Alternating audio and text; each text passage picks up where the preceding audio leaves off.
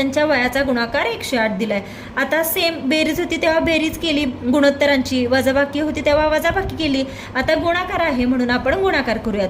मग या दोघांचा गुणाकार किती येतो? 4 त्रिक 12 आणि x into x x square, आणि तो किती दिलाय? यांचा गुणाकार आहे 108.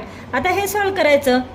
मग एक्स स्क्वेअर बरोबर 108 भागिले 12, इथे 12ने डायरेक्ट भाग जातोय, 12 9 108. मग एक्स स्क्वेअर बरोबर 9, तर वर्गमूळ काढायचा आहे. एक्सची किंमत किती आली? 3 आली. तर आपल्याला विचारले काय? राजूचे आजचे वय किती विचारले, आणि राजूचं वय किती घेतलंय आपण? 3x. मग एक्सची व्हॅल्यू भेटली आपल्याला 3, मग 3x मध्ये ही व्हॅल्यू टाकायची. 3 गुणिले 3 बरोबर 9, म्हणजे राजूचे आजचं वय किती झालं? तर 9. आन्सर काय? ऑप्शन 1. नेक्स्ट क्वेश्चन बघूया.